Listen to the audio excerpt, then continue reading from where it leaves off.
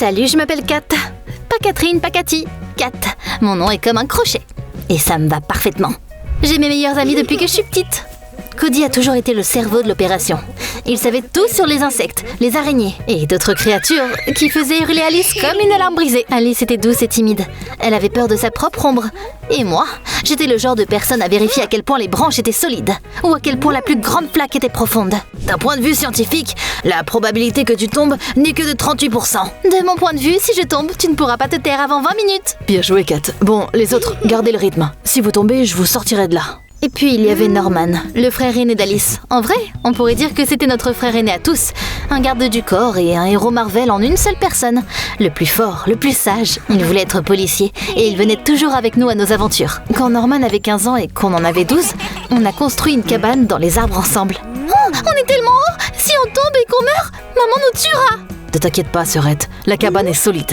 On a décidé d'y passer la nuit. C'était une idée brillante jusqu'à ce qu'on entende des hurlements à l'extérieur. Ce sont des loups-garous? Les loups-garous n'existent pas d'un point de vue scientifique. Si tu dis d'un point de vue scientifique une fois de plus, je vais te botter les fesses. Les morveux, il est temps d'appeler maman. Ce sont mes camarades de classe. Je vais m'occuper d'eux. Je viens avec toi. Les tyrans n'ont pas arrêté de crier des insultes. J'ai décidé qu'il était temps d'agir. C'est comme ça que j'ai eu mon premier combat.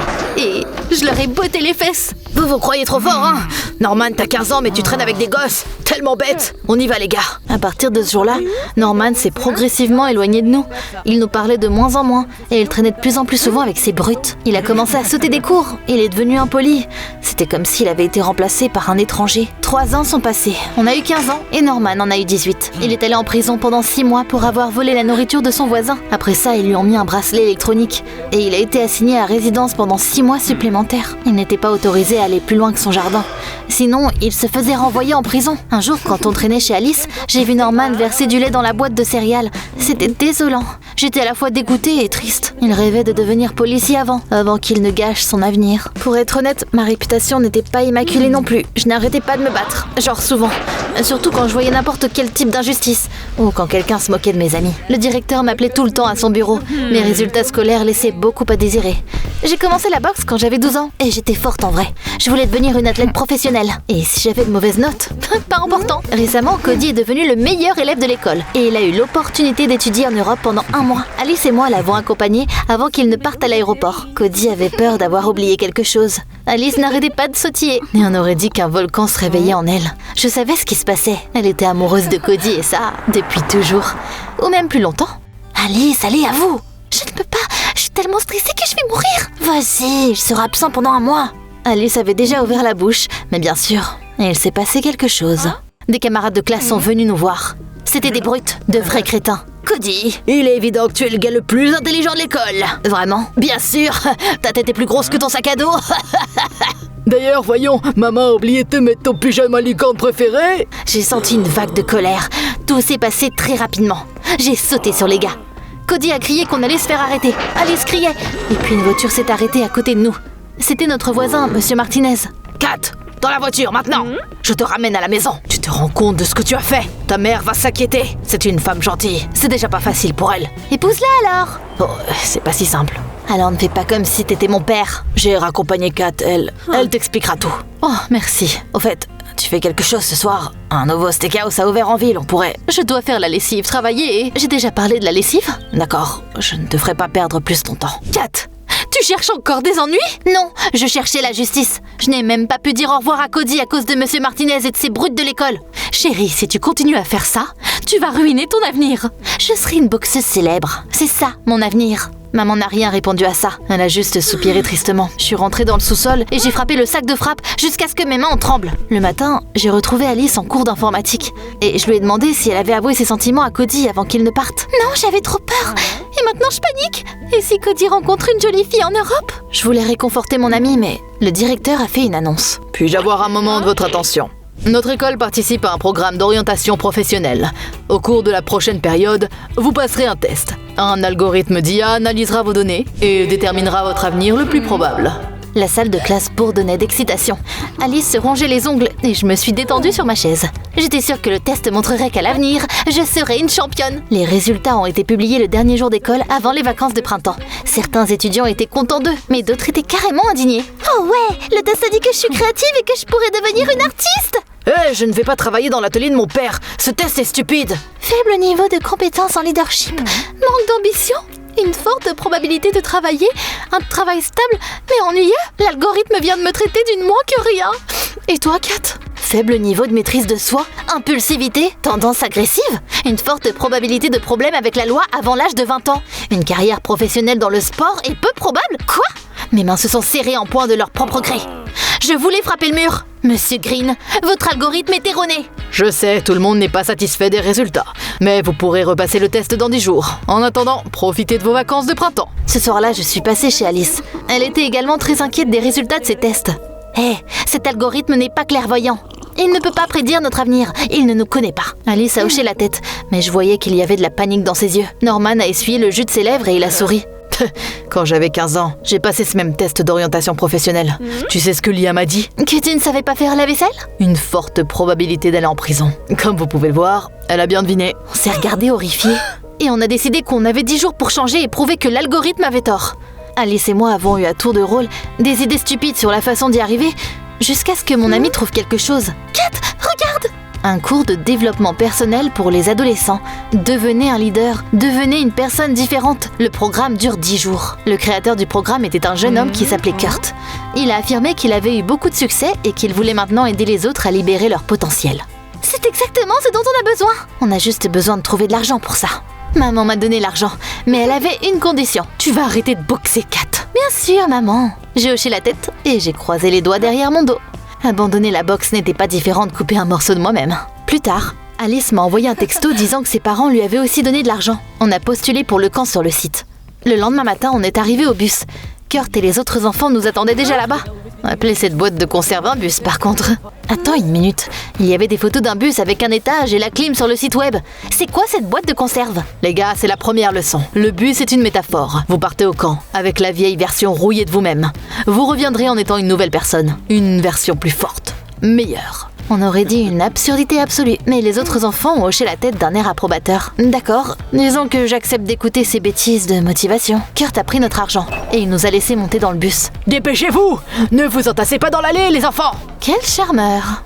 C'est l'heure de la deuxième leçon. Pour que vous puissiez sortir de votre zone de confort, vous devez me donner vos téléphones. Pas de réseaux sociaux, pas de likes. 10 jours, rien que pour vous et votre voyage. Personne n'était ravi non plus, mais tout le monde a obéi, tendant leur téléphone à Kurt.